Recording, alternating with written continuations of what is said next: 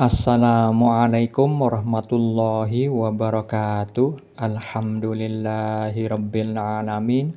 Allahumma shalli ala sayyidina Muhammad wa ala ali sayyidina Muhammad.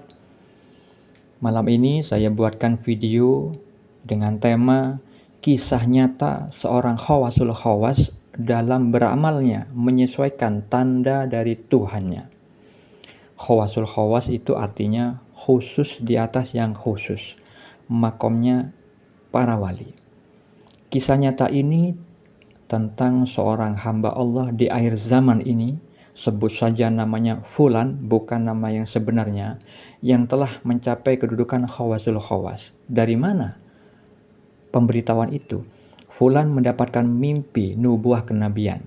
Nabi Muhammad SAW bersabda, mimpi seorang mukmin adalah satu dari 46 bagian kenabian.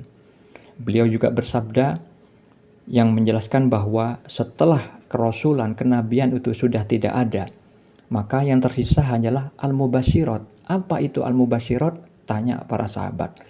Al-mubasyirat itu adalah mimpi yang benar yang dilihat seorang laki-laki yang soleh, dan itu adalah bagian dari kenabian.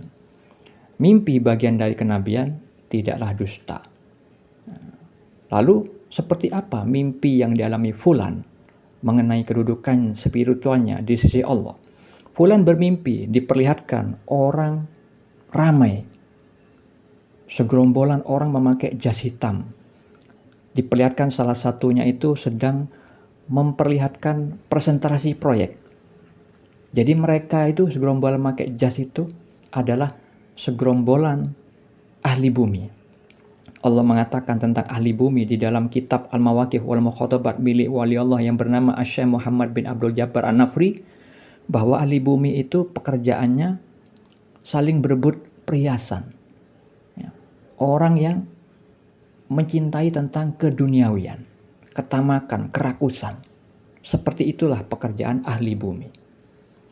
Sedangkan di dalam mimpi itu juga diperlihatkan segerombolan yang lain berada di dalam masjid sampai meluber ke halaman masjid. Mereka sedang melihat majelis ilmu, hadir di majelis ilmu. Mereka itu adalah ahli langit. Allah sampaikan tentang ahli langit di dalam kitab Al-Mawaqif wal Mukhatabat. Ahli langit itu adalah orang yang takzim kepada Tuhan, yang membesarkan nama Tuhan, yang melazimi zikrullah, mengingat Allah. Yang salah satunya adalah berkumpul di majelis ilmu. Nah, Fulan di dalam mimpi itu bukan termasuk dari dua golongan itu. Fulan berada di luar golongan itu, bukan ahli bumi dan juga bukan ahli langit. Fulan adalah ahli Allah. Di tangan kanan Fulan diperlihatkan di dalam mimpi itu memegang Al-Quran. Selain Al-Quran ada juga buku warnanya putih. Selain buku putih ada juga buku yang lebih tebal dari Al-Quran yang warnanya orange, seperti buku tugas akhir ketika Fulan dulu kuliah.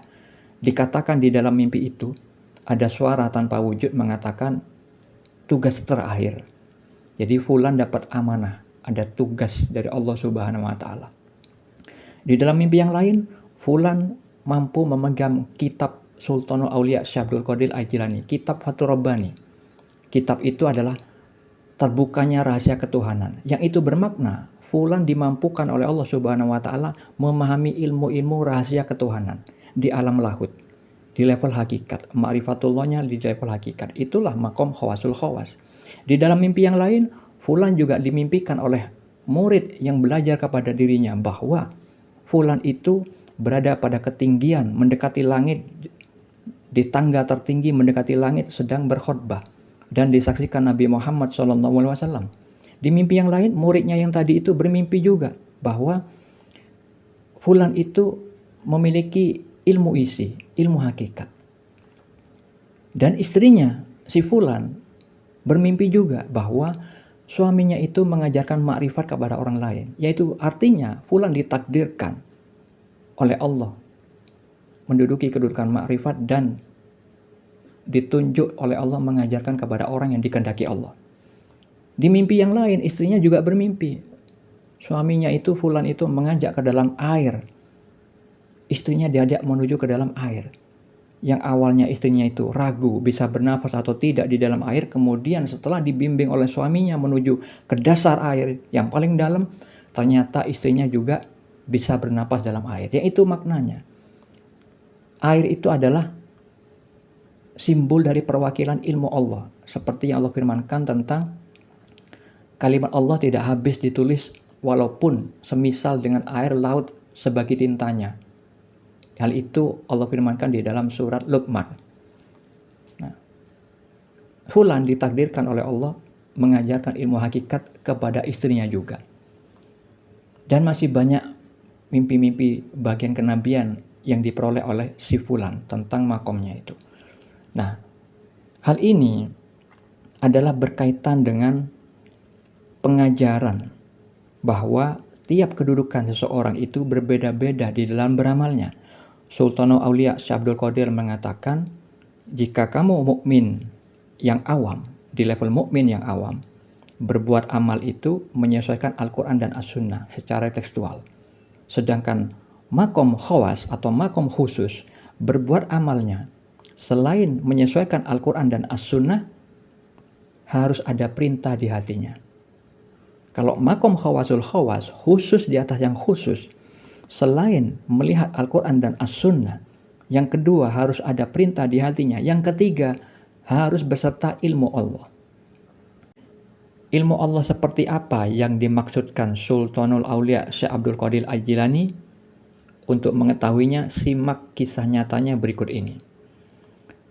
Fulan ketika membeli makanan untuk anak dan istrinya di waktu sore mendekati maghrib, karena waktunya mepet, setelah fulan membeli mie untuk anak dan istrinya, mie tersebut dititipkan kepada warung yang menjualnya itu. Lalu fulan bergegas menuju ke masjid di sebuah kampus. Setelah fulan itu sholat berjamaah, takdir hujan terjadi. Maka fulan mengikuti ritme takdir dari Allah Subhanahu wa taala. Sembari menunggu hujan reda, fulan setelah sholatnya berzikir kepada Allah Subhanahu wa taala. Kemudian gak lama setelah itu, hujannya itu mulai reda. Namun masih ada sisa-sisa rintik-rintik kecil. Fulan masih ingin melanjutkan lagi zikrullahnya.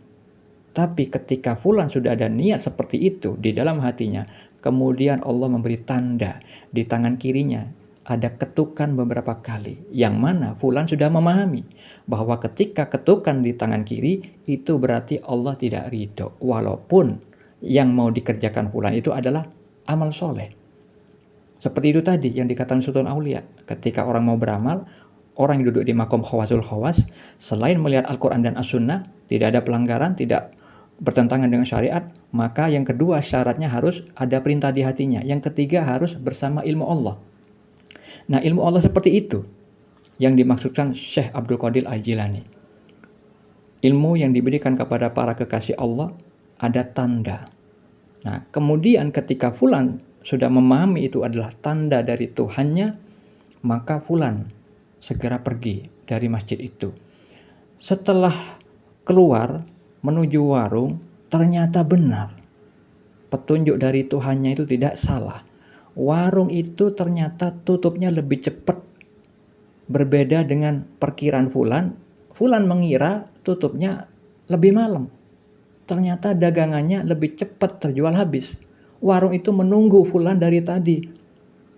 Fulan ditunggu-tunggu dari tadi. Akhirnya fulan sungkan, ya, tidak nyaman dan berterima kasih kepada warung tersebut.